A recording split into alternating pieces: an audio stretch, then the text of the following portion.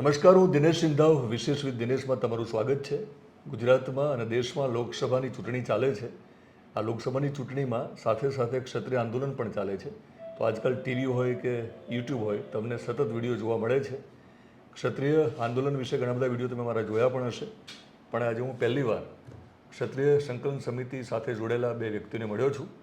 રમજુભા છે, જેમને ગાંધી માનવામાં આવે છે ક્ષત્રિય આ સમિતિના, અને પ્રવક્તા છે જેમને કરણસિંહના નામથી આપણે ઓળખીએ છીએ, પણ ચાણક્ય પણ માનવામાં આવે છે, કારણ કે રણનીતિ કરવામાં એનો બહુ મોટો રોલ છે. બાબુ, ભાજપને પણ ક્ષત્રિયની નારાજગી પોસાય એવી નથી લાગતી, કદાચ મને લાગે છે. રાજ્યના ગૃહમંત્રી ગુજરાતના હર્ષભાઈ જામનગરમાં છે, કેટલાક ક્ષત્રિય લોકો આગેવાનોને મળ્યા પણ છે. તમને શું લાગે છે કે એમને શું ડર છે? જય માતાજી. તો આનંદની વાત છે, દિનેશભાઈ એક ચેનલના જવાબદાર વ્યક્તિ તરીકે આ આંદોલનને બહુ ગંભીરતાથી દેશહિતમાં જોઈ રહ્યા છે. આપણે ચોક્કસ એવી આશા રાખીએ કે અત્યારે દેશના જે કાંઈ નેતાઓ અહીં આવે, ક્ષત્રિયોને મનાવવા કરતાં રૂપાલા જે બોલ્યા છે એ વિશે પણ એ લોકો શું માને છે એ પણ ક્ષત્રિય સમાજ અને પ્રજાને બતાવે. આ એક બહુ મહત્ત્વની વાત છે, કારણ કે ખોટી વસ્તુને સાચી સાબિત કરવાનો પ્રયાસ એમને જે અત્યાર સુધી કર્યો એ ક્ષત્રિય સમાજને બહુ અસ્મિતા ઉપર ઘા છે, અને એ ક્ષત્રિય સમાજ એનાથી બહુ દુઃખી છે અને બહુ આક્રોશિત છે. એટલે એટલા માટેની આ લડત છે. આ લડત છે એ દેશહિતની લડત છે, પ્રજાહિતની લડત છે, ધર્મ હિતની લડત છે, ધર્મ રક્ષા માટેની પણ લડત છે. એટલા માટે એ બધાએ પહેલાં એ વિચાર કરે, ક્ષત્રિય સમાજને મનાવતા પહેલાં, કે રૂપાલાને તમે શું કહો છો અને એના નિવેદનને તમે કઈ રીતે જુઓ છો, એને કોઈ તમે ઠપકો આપવા માગો છો કે કેમ? એટલે નરેન્દ્રભાઈ ગુજરાતની 2 દિવસની મુલાકાતે છે. કર્ણાટકમાં એમને જે રીતે જાહેર સભામાં રાહુલ ગાંધીને ઠપકો આપ્યો કે તમે રજવાડાની વાત કરી, કીધું કે ગરીબની જમીન તમે ઝૂંટવી લીધી, તો એમાં નરેન્દ્રભાઈ સાચા હશે, એવું બોલવું પણ ના જોઈએ. તો એવો ઠપકો એમને રૂપાલાજીને આપવો પડે ગુજરાતનું, એવું તમે માનો છો? જો કોઈ પણ ન્યાયિક બાબત હોય તો એમાં સમતોલન હોવું જોઈએ. આપણે કહીએ છીએ ને કે મારી સામે જોઈને જ બોલ્યો છે. આપણે કહીએ છીએ ને કે ધર્મનો કાંટો હોય તો એ ધર્મનો કાંટો બંને પક્ષે ન્યાય અન્યાય એ જોતો હોય છે. તો જ્યારે પુરુષોત્તમ રૂપાલાએ 23 માર્ચે નિવેદન કર્યું અને આજ સુધી ભારતીય જનતા પાર્ટીના કોઈ જવાબદાર આગેવાનોએ પુરુષોત્તમ રૂપાલાના નિવેદનને વખોડ્યું નથી, માફી જરૂર માગી છે. રાહુલ ગાંધી જે બોલ્યા, રાજા મહારાજાઓ જમીન હડપી લેતા હતા, મનમાની કરતા હતા, ઉપાડી લેતા હતા, તો અમે પુરુષોત્તમ રૂપાલાના નિવેદનનો વિરોધ કર્યો. વિરોધ ચાલુ છે, વાત છે ભાજપના વિરોધ સુધી આવી જઈ. એ રીતે અમે રાહુલ ગાંધી, ઉમેશ મકવાણા કે જે પણ કોઈ બોલ્યો હોય, કારણ કે એ અસ્મિતાની વિરુદ્ધ બોલ્યો છે, એને અમે વખોડી નાખીએ છીએ. ગઈકાલથી તમે જુઓ કે જેવું રાહુલ ગાંધી બોલ્યા, અમે કોઈનો બચાવ નથી કરતા, અમારા માટે તો બધા સરખા. આ લોકો પોતાના પક્ષનો એજન્ડા, અમે પ્રજા માટે શું કરીશું એવું કહેવાને બદલે જાતિ નાતિ ઉપર આવી ગયા છે. તો સવારથી, ગઈકાલ સવારથી, પરમ દિવસ સવારથી ભારતીય જનતા પાર્ટીના ક્ષત્રિય સમાજ ઉપર એટલો બધો પ્રેમ ઉભરાઈ ગયો કે ઓવરફ્લો થયો એવો શબ્દ વાપરો. હર્ષ સંઘવીએ તરત, હર્ષભાઈ સંઘવી ગૃહમંત્રી છે, તરત ટ્વીટ કરી દીધું. અને માન્ય નરેન્દ્રભાઈ મોદીએ પણ એમના ભાષણમાં કીધું કે રાજા મહારાજાઓ કા અપમાન હૈ. તો સાહેબ, તમે સંસદમાં જે બોલ્યા છો ને એનો વિડીયો પણ અમે જોયો છે. ઓફ ધ રેકોર્ડ નથી, ઓન ધ રેકોર્ડ. સંસદમાં કંઈ પણ વસ્તુ બોલાય અને વડાપ્રધાન શ્રી દ્વારા બોલાય તો એ ઓન રેકોર્ડ હોય. તો ત્યારે તમે એવું કહો છો કે રાજાઓ મહારાજાઓની અંગ્રેજો સાથે સાંઠગાંઠ હતી. તમે પુરુષોત્તમભાઈનો પ નથી બોલ્યા, તમે એમના નિવેદનને વખોડ્યું નથી. ના, ભારતીય જનતા પાર્ટીએ કોઈ નિવેદનને વખોડ્યું નથી. મા બહેન બેટીની અસ્મિતાની વાત આવી, જો તમે આ વાત સાથે અસંમત હોત, તમે નારાજ હોત, તો તમે પુરુષોત્તમભાઈ રૂપાલાની ટિકિટ કાપી લીધી હોત. તો તમે એવું કર્યું નથી. એટલે ક્ષત્રિય સમાજ એટલે આક્રોશિત છે કે તમે પુરુષોત્તમભાઈની ટિકિટ કાપી નથી. એનો મતલબ એ થાય કે ઓટોમેટિક બાય ડિફોલ્ટ તમે પુરુષોત્તમભાઈ રૂપાલા જે બોલ્યા એની સાથે સંમત છો. તો રાહુલ ગાંધીને માફી માંગવાનો આગ્રહ એટલો બધો કેમ ના રાખ્યો ક્ષત્રિય?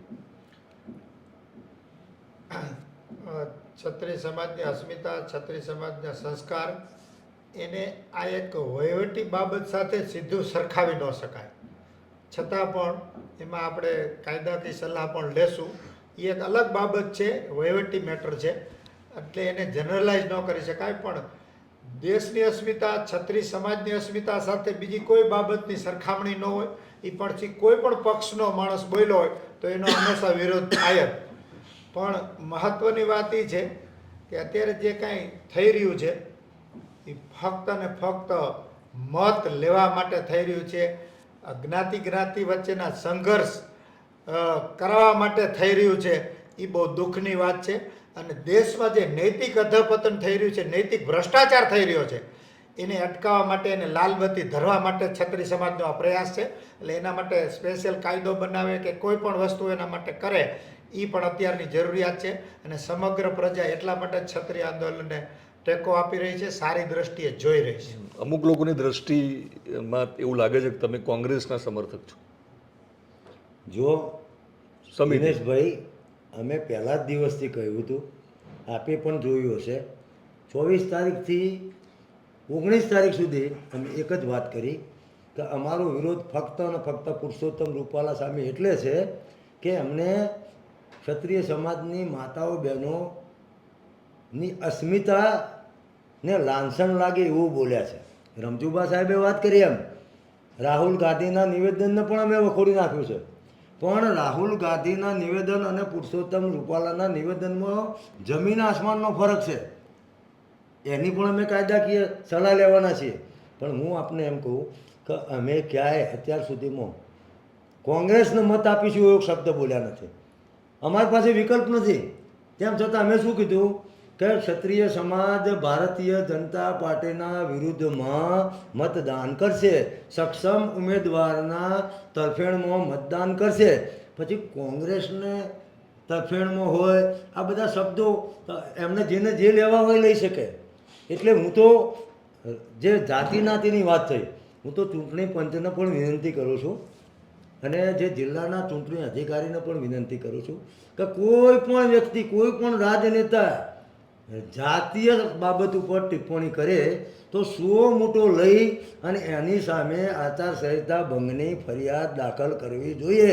અને જો આવો કાયદો આવશે, જો આ જોગવાઈ થશે તો આ વાણી વિલાસ ઓટોમેટિક બંધ થઈ જશે. એટલે આ લોકો જોડે કોઈ મુદ્દા નથી. નથી મુદ્દા ભાજપ જોડે, નથી મુદ્દા કોંગ્રેસ જોડે. કોંગ્રેસ જોડે તો વિરોધના મુદ્દા છે, કારણ કે સત્તા ઉપર એ લોકો 2014 છે નહીં. ભારતીય જનતા પાર્ટી પાસે તો અનેક મુદ્દાઓ છે, એમને જે કામ કર્યા એ. અને પુરુષોત્તમભાઈ રૂપાલા જેવો જવાબદાર વ્યક્તિ કે જેને અનેક પદો ભોગવ્યા છે, જે પોતે નિવૃત્ત શિક્ષક, રાજ્યના હોદ્દાઓ ભોગવ્યા, કેન્દ્રના ભોગવ્યા, અને એવો વ્યક્તિ એક સમાજના મત લેવા માટે બીજા સમાજને નીચું દેખાડે. અને તેમ છતાં ભારતીય જનતા પાર્ટી ક્ષત્રિય સમાજની ટિકિટ લેવાની નહીં, ટિકિટ કાપો સાહેબ, ટિકિટ કાપો સાહેબ, ટિકિટ કાપો. ક્ષત્રિયોને ટેકન ફોર ગ્રાન્ટેડ લેવામાં આવ્યા. આ લોકો થાપ ખાઈ ગયા મુદ્દા પર. એમને તો એવું હતું કે આ તો બધું ટૂંક સમયમાં પતી જશે. પણ જ્યારે રતનપુરનું 6 લાખ ક્ષત્રિયો અને 50,000 તો રોડ ઉપર ટ્રાફિક જામમાં સંમેલન થયું ત્યારે અમને એમની ગંભીરતા સમજાઈ. અને ઓફ ધ રેકોર્ડ એમના ઘણા બધા આગેવાનો, ભારતીય જનતા પાર્ટીના આગેવાનોએ મને કીધું છે કે કરણજી, આ અમારાથી ભૂલ થઈ છે, અમે થાપ ખાઈ ગયા, અમે યોગ્ય જજમેન્ટ નથી લઈ શક્યા. એટલે હવે વાત રૂપાલા સુધી મર્યાદિત ના રહી. હવે અમને 25 સીટ ઉપર રૂપાલા દેખાય છે. અમે ભાજપનું માન સન્માન કરવાવાળા પક્ષ હતા, 80% ક્ષત્રિયો ભાજપને મત આપવાવાળા, ભાજપને ઊભો કરવા. પણ એક બાજુ કરોડથી વધારે, અને ભારતની ગણતરી કરો તો 24 કરોડથી વધારે ક્ષત્રિયો હોય, અને એક બાજુ જો એમના માટે એક રૂપાલા મહત્વનું હોય, અને એમનું જ સૂત્ર છે વ્યક્તિ છે દેશ બળાવો, દેશ સે બડા દલ. તમારું સૂત્ર છે. તમારા સૂત્રનો, તમારી ટેગ લાઈનનો, તમારા સિદ્ધાંતોનો તમે ભંગ કરી રહ્યા છો. અને તમે ક્ષત્રિયોને સમજાવવા નીકળ્યા છો. તમારે એક વ્યક્તિને સમજાવવાનો હતો. પદ્મિના બાવાડાને સમજાવો છો તમે એક વ્યક્તિને?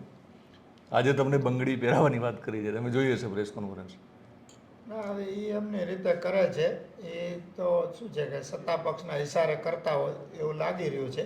બાકી ઘણી બધી વખત અમારા બહેનો ભાઈઓ ઘણા બધા લોકોએ સમજાવ્યા છે અને એ કાંઈ સંકલન સમિતિ સાથે જોડાયેલા નથી, એની વ્યક્તિગત બાબત છે. આપણે ટેકનિકલી થોડુંક સમજી લઈએ કે ક્ષત્રિય ઘા તો કરશે, વળતો ઘા કરશે, પણ મતપેટી ઉપર કરશે, બરાબર ને, ઈવીએમમાં કરશે. તો જ્યાં 2 દિવસ નરેન્દ્રભાઈ જાહેર સભાને સંબોધન કરશે, એમાં મોટાભાગના જે વિસ્તાર છે એમાં ક્ષત્રિયો પણ છે. ઉત્તર ગુજરાતની વાત કરીએ, આપણે સૌરાષ્ટ્રની વાત કરીએ, ટેકનિકલી સમજાવો કે જે વળતો ઘા થવાનો છે એના માટે જ કદાચ નરેન્દ્રભાઈ જ્યારે આવશે ત્યારે તમને રીઝવવાનો પ્રયત્ન કદાચ સ્પીચમાં કરશે એવું મને લાગી રહ્યું છે. એ બેઠકો ઉપર તમે કઈ રીતે અસર કરવાના છો? આમ તો બધી બેઠકો ઉપર, પણ નરેન્દ્રભાઈ જે 2 દિવસના પ્રવાસમાં આવે છે એ બેઠકો ઉપર કઈ રીતે? Online yes yes. ના, આપણે જે વાત કરીએ એમ લોકશાહીમાં કોઈ પણ નેતાને આવવાનો વિચાર કરવાનો ના ના, એ જે અધિકાર છે. બેઠકો છે ને ત્યાં તમારા મત કઈ રીતે પ્રભાવિત છે?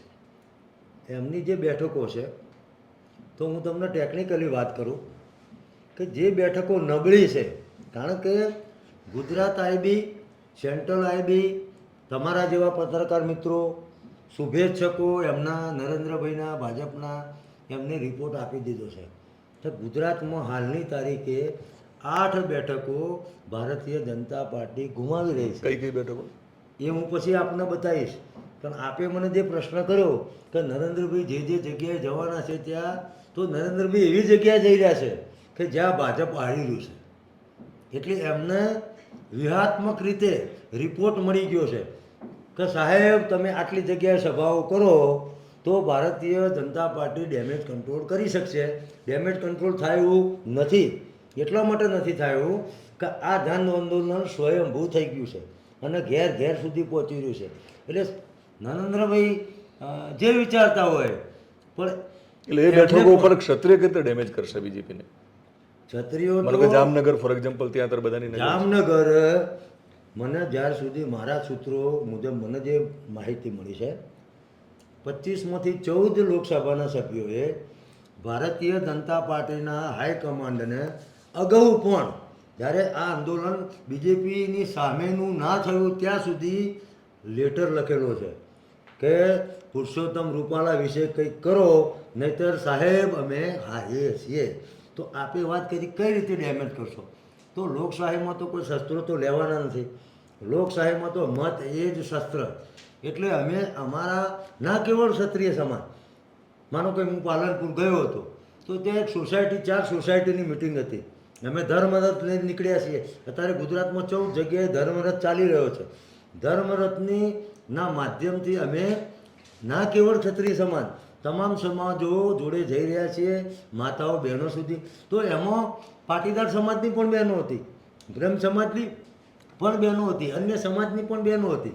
તો મેં એવું કહ્યું કે બેન, આ ક્ષત્રિયોની જ માત્ર બેન બેટીનો સવાલ નથી, તમે પણ અમારી બેન બેટી છો અને તમારા માટે અન્ય સમાજની બેન બેટીની માટે ઇજ્જત માટે ક્ષત્રિયોએ પોતાની વીરગતિ વરી છે. એના પુરાવા ગુજરાતમાં 1 લાખ કરતાં વધારે પાડ્યા છે. એટલે અમે એવું કહ્યું કે બેન, અત્યારે જાતિ નાતિની વાત નથી, રાજકીય આ મુદ્દો રાજકીય છે જ નહીં દિનેશભાઈ. ભાજપે જો પુરુષોત્તમની ટિકિટ કેન્સલ કરી દીધી હોત તો આ વાત જ પતી જતી હતી. પણ એમના અહંકાર છે તો એ અહંકારની લડાઈ લઈ રહ્યા છે. અમે સ્વાભિમાનની લડાઈ. એટલે અમે અમારા જ્યાં વિસ્તારો હશે ત્યાં તમામ સમાજને સાથ. અત્યારે રાત્રિ સભાઓ ચાલે જ છે અમારી છેલ્લા 10 દિવસથી. બનાસકાંઠાની તમે વાત કરી છે, તો ત્યાં બનાસના બેન તરીકે જ્ઞાનીબેન અત્યારે બહુ ચર્ચામાં છે. જો એમને સપોર્ટ કઈ રીતે તમારા તરફથી મળી રહ્યો છે? જો અમે કોઈને સપોર્ટ કરતા નથી. અમે તો ફક્ત એક જ વાત કરી છે કે ભારતીય જનતા પાર્ટીના વિરુદ્ધમાં મતદાન કરવું. હવે આમાં સક્ષમ ઉમેદવાર જે હશે, કારણ કે પ્રજા તો સમજુ જ છે, અમારો ક્ષત્રિય સમાજ પણ સારો છે, સમજુ છે. અમે ક્યાંય પણ કોઈ પક્ષનો ઉલ્લેખ કરતા નથી, કારણ કે અમારી આ લડાઈ રાજકીય છે જ નહીં, અમારી અસ્મિતા માટેની લડાઈ છે. અમે કોઈને જીતાવા હરાવવાની વાત જ નથી કરતા. પણ જ્યારે રેખાબેન ચૌધરી બીજેપીમાંથી, એમને તકલીફ પડી રહી છે, તો મારે ટેકનિકલી સમજવું છે કે ક્ષત્રિયોના મતથી શું જ્ઞાનીબેનને ફાયદો થશે? સાહેબ, ત્યાં આગળ હું એવું માનું છું કે 60% કરતાં વધુ મતો ક્ષત્રિય સમાજના છે. કોઈ બેનનું હું નામ લેવા માગતો નથી. પણ જ્યારે હું અંબાજીમાં ધર્મરથને નીકળ્યો અને પ્રજાનો જે ઉમળકો હતો ને મેં જે અપીલ કરી હતી કે ભાઈ અમારું માન સન્માન ભાજપે રાખ્યું નથી તો આપણે ભાજપનું માન સન્માન રાખવાનું થતું નથી, મતદાનમાં વિરોધમાં મતદાન કરજો.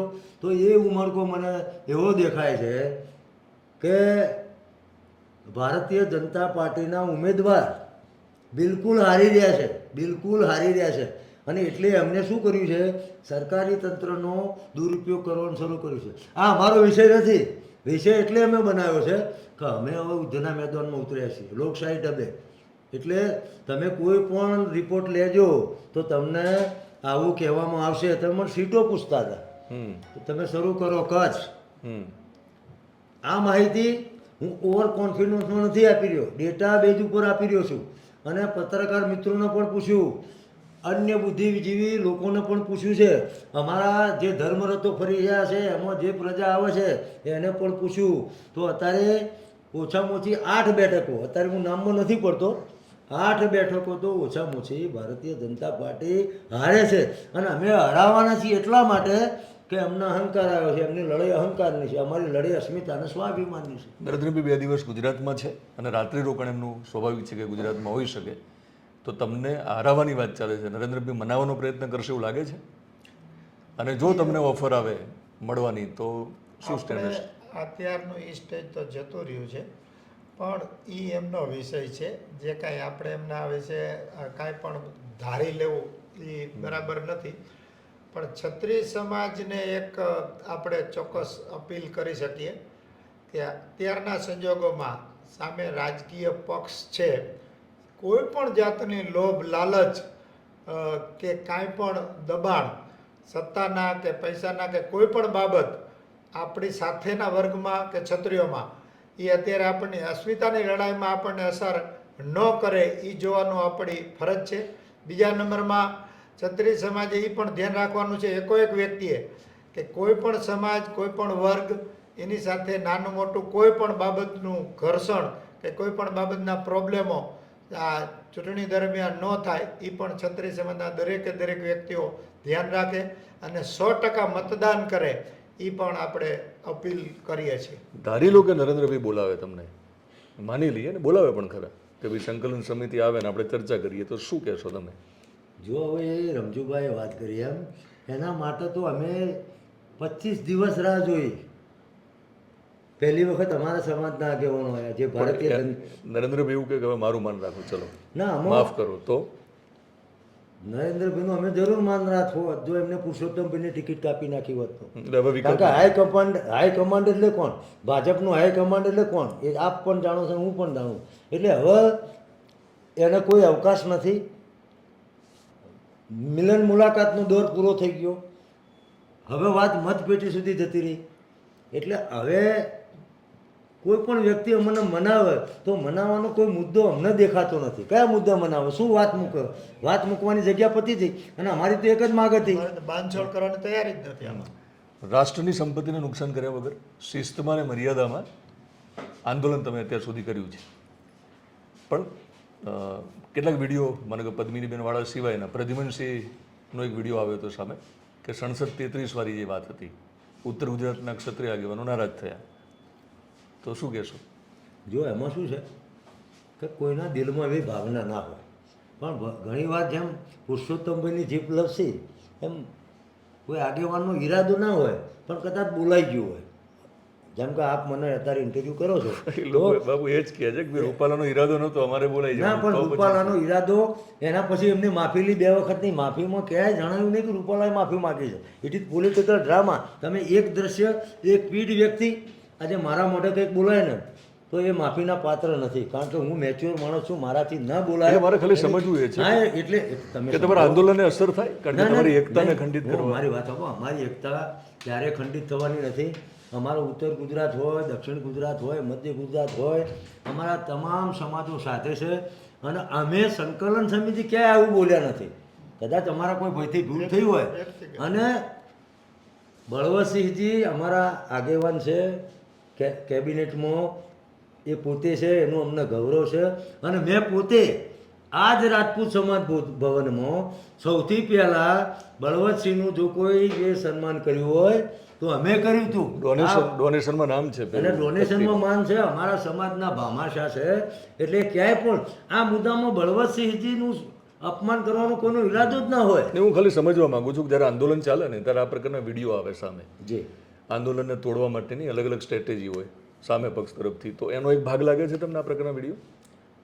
ના, વિડીયોમાં તો જો આમાં જે વસ્તુ છે એને નકારી ના શકાય. જેનાથી બી બોલાઈ ગયું છે એ ખૂબ ગંભીર બાબત કહેવાય. અને અમે એમના વતીથી પણ દિલગીરી વ્યક્ત કરીએ છીએ, કારણ કે સમાજ તો અમારો છે, ભાઈ તો અમારા છે. આજે હું તમને જવાબદાર વ્યક્તિ તરીકે કહું કે હું છેલ્લા 25 વર્ષથી ક્ષત્રિય સમાજમાં છું. તો આજે આવું થયું એટલે અમારા ભાઈ છે, પહેલાં નહોતા અમારી સાથે જોડાયેલા નહોતા એવો પ્રશ્ન જ નથી. તમામ સમાજો જોડાયેલા છે. અને આવું કોઈ વાક્ય બોલાયું હોય બાય ચાન્સ, ઘણાનો શું છે અનુભવ ના હોય, વક્તાઓનો અનુભવ ના હોય અને એમનાથી વક્તવ્ય અપાઈ ગયું હોય તો સંકલન સમિતિ આ બાબતે દિલગીરી વ્યક્ત કરે છે. અને અમે કોઈ જુદા નથી, બધા અમારા જ છીએ. એટલે કોઈ પોલિટિકલ પાર્ટી આ મુદ્દાને ઇસ્યુ કરે અને સમાજમાં ભાગલા પડાવે તો અમારો સમાજ બહુ સમજુ છે. અમારા સમાજમાં ક્યાંય ભાગ પડવાના નથી. એ દિનેશભાઈ તમને હું ખાતરીપૂર્વક કહું. આંદોલન પાર્ટ 2 ચાલે છે. ચૂંટણી હમણાં 7મી તારીખે વોટિંગ થયા પછી પૂરી પણ થશે. લોકોને એવું હશે કે આંદોલન પૂરું થશે, પણ આ આંદોલન ક્યાં જવાનું છે? ભારત વર્ષમાં આ એક એવો સમય છે કે ક્ષત્રિય સમાજે અત્યાર સુધી જે રીતે શિસ્ત ને એકતા બતાવી છે એવી જે એકતા રાખવાનો દેશ અને પ્રજાના હિતમાં અમારો પ્રયાસ છે. અને આ સામાજિક લડત ઘણા લાંબા સમય સુધી ચાલે તો એ સમાજ માટે નવસર્જન અને સમગ્ર પ્રજા માટે પણ એક સારો સંદેશો લાવશે એવું ગણી શકાય. આમ તો કરણસિંહ મેં ઘણા બધા સવાલો કર્યા છે, પણ જતાં જતાં ખાસ તો ક્ષત્રિય સમાજને તમારે જો કશું કહેવું હોય તો? ક્ષત્રિય સમાજને સંકલન સમિતિ, કોર કમિટી અને સમગ્ર ક્ષત્રિય સમાજની 550 સંસ્થાઓના ઉપક્રમે મને જે જવાબદારી આપી છે એમના પ્રતિનિધિ તરીકે, પ્રદેશ પ્રવક્તા તરીકે, સમાજના સેવક તરીકે. કારણ કે આમાં શું છે દિનેશભાઈ કે આંદોલનમાં 2 પ્રકારના નેતાઓ ઉત્પન્ન થતા હોય છે, ઊભા થતા હોય છે. એક એવા નેતાઓ કે જે આંદોલન થાય અને પોતાનો વ્યક્તિગત લાભ લેવા માટે ઊભા થાય, એવા 3 નેતાઓને ગુજરાતે જોઈ લીધા છે. અમે બધા જે છીએ સંકલન સમિતિમાં, કોર કમિટીમાં, અમે કોઈ રાજકીય માણસો જ નથી અને વર્ષોથી ફિલ્ડમાં છીએ. એટલે આંદોલન આ આવ્યું અને અમે નેતા તરીકે બહાર આવ્યા એવું નથી. મારા ક્ષત્રિય સમાજને એટલી જ અપીલ છે કે આપણે આ અસ્મિતાની લડાઈ લડી રહ્યા છીએ અને ઘણા બધા સમાજો, ઘણા બધા તજજ્ઞો, ઘણા બધા પત્રકારો, ઘણા બધા બુદ્ધિજીવીઓ, ઘણા બધા પીએચડીના સંશોધકોના ફોન મારા પર આવ્યા કે તમારું ક્ષત્રિય સમાજનું આંદોલન જે શિસ્ત સંયમથી ચાલ્યું, શાંતિથી ચાલ્યું, આ એક સ્ટડી કેસ છે. અને ગુજરાતમાં સ્વર્ગસ્થ વિઠ્ઠલભાઈ રાદડિયાની ખેડૂતો માટેની સભા હતી. એ વખતે 3 લાખ માણસો, 3 લાખ ખેડૂતો ભેગા થયા હતા. એટલે ખેડૂતમાં તો ક્ષત્રિય આવે ને પટેલ આવે ને બધા આવે, પણ ક્ષત્રિય અને ક્ષત્રિય સમાજની સાથે જોડાયેલા અમારા ભાઈઓ 6 લાખ જેટલી મોટી સંખ્યામાં થયા હોય એવું તો મારા ધ્યાનમાં નથી. એટલે આ આંદોલન, આ જાહેર અસ્મિતા સંમેલને રેકોર્ડ સર્જ્યો છે. અને કેવો રેકોર્ડ કે ત્યાં રહેલા ઇન્ડોળીના 4 જે ઈંડા હતા ને ટીંટોળીના, એને પણ મહાભારતના યુદ્ધની જેમ અમે બચાવ્યા છે. સંદેશો એટલો જ કે હવે આપણે લોકશાહીમાં આપણી જે લડાઈ હતી, આપણે આવેદનપત્રો આપ્યા, આપણે સભાઓ કરી, આપણે સંમેલનો કર્યો, જિલ્લા સંમેલનો કર્યો, ધર્મરથ ફરી રહ્યા છે, પણ આ બધાનો અંતિમ પડાવ એટલે મતદાન. મત એ જ અસ્ત્ર. તો કોઈ પણ સમાજ સાથે ઘર્ષણ કર્યા સિવાય હવે કોઈ વિરોધ વાવતા આ બધાનો સમય પૂરો થઈ ગયો. હવે ગામે ગામ સભાઓ કરો, તમામ સમાજને સાથે રાખો અને ઊંચામાં ઊંચું મતદાન સવારે 7મી તારીખે 7 વાગે ઉઠી.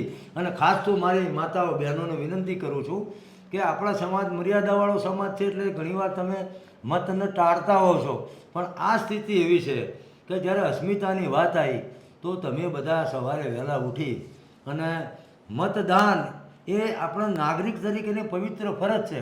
એટલે આપણું જેટલું મતદાન હોય મતદાનની યાદીમાં એ તમામ મતદાન થઈ જાય, એ જ આપ સૌને વિનંતી છે. આપણે કોઈ પણ પ્રકારનો ઉશ્કેરાટ કરવાનો નથી. ખૂબ શાંતિથી સંયમથી અને ગુજરાતની પ્રજાને પણ હું આશ્વસ્ત કરું છું. જ્યારે અમે રતનપુરમાં સંમેલન કર્યું ત્યારે હું પોતે ટ્રાફિક જામમાં વચ્ચે ઊભો રહીને ટ્રાફિક ક્લિયર કરતો હતો સમાજના સૈનિક તરીકે.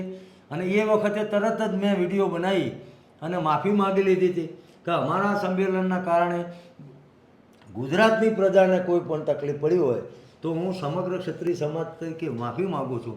તો હજુ હું ગુજરાતની પ્રજાને વિનંતી કરું છું કે આ કોઈ ચોક્કસ સમાજની બહેન બેટીની અસ્મિતાની વાત નથી. તમે પણ આમાં જોડાઓ અને આ લોકશાહીનો જે યજ્ઞ છે એમાં તમે પણ આહુતિ આપો અને ભારતીય જનતા પાર્ટીના વિરુદ્ધમાં મતદાન કરો એટલી જ હું અપીલ કરું. મહાભારતનું યુદ્ધ લાંબુ ચાલ્યું હતું, જી, તો જરૂર લાગે તો રાજપૂત નવો પક્ષ ઊભો કરશે ગુજરાતમાં, રાજકીય પક્ષ?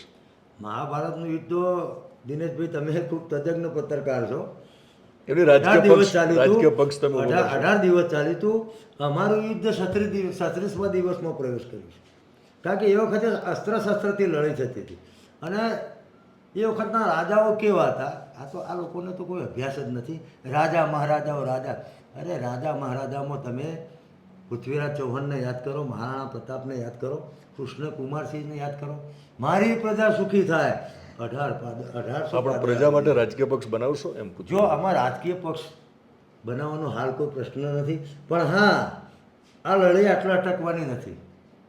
અમે ક્ષત્રિય સમાજની સાથે અન્ય સમાજો, માનો કે અમે વિનંતી કરીશું કે ભાઈ પાટીદાર સમાજ હોય, માલધારી સમાજ હોય, ઠાકોર ક્ષત્રિય સમાજ હોય, વણિક સમાજ હોય, સોની સમાજ હોય, બ્રહ્મ સમાજ હોય, આ બધાના આગેવાનોની યાદી મારી જોડે છે. એ તમામ આગેવાનોને અમે એક વખતે બોલાવીશું, સાથે ભોજન લઈશું અને અમે એમને વિનંતી કરીશું કે એવું થઈ શકે કોઈ વ્યવસ્થાનો ભાગ કે જેથી ગુજરાતની શાંતિ સલામતી કદી ડોળાય નહીં.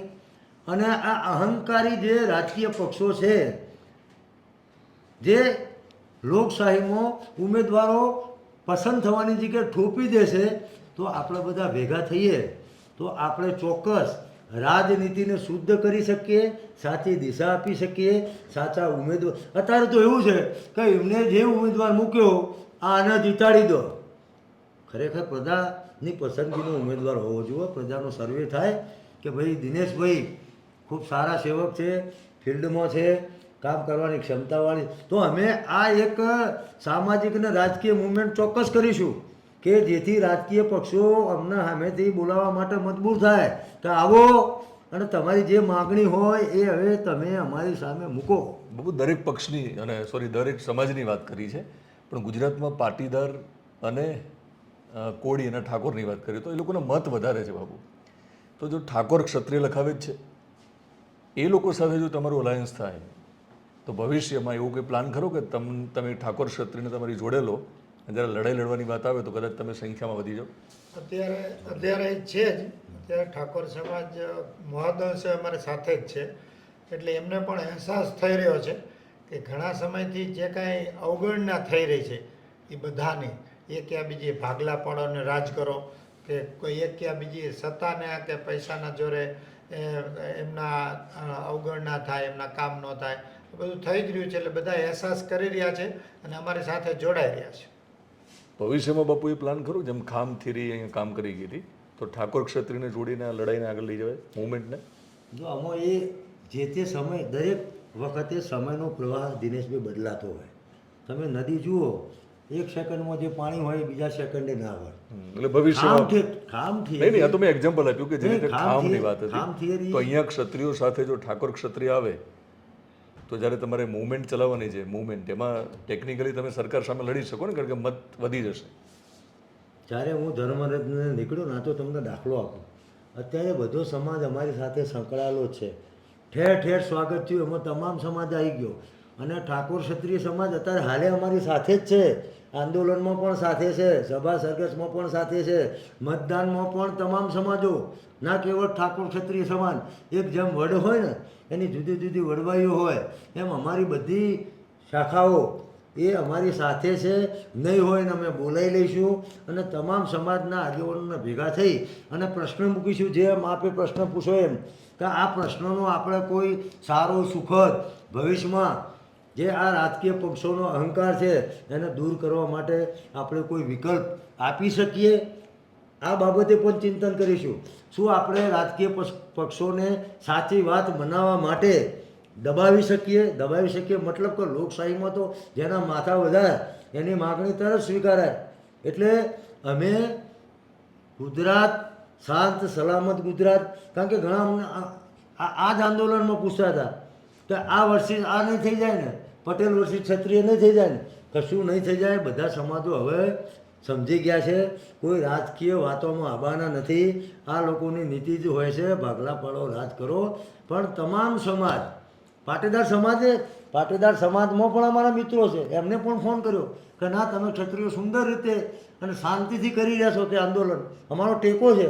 તો કોઈ જાહેરમાં ટેકો આલે, કોઈ ખાનગીમાં. એટલે આપે જે વાત કરી એ અમે જરૂરથી વિચારવાના છીએ.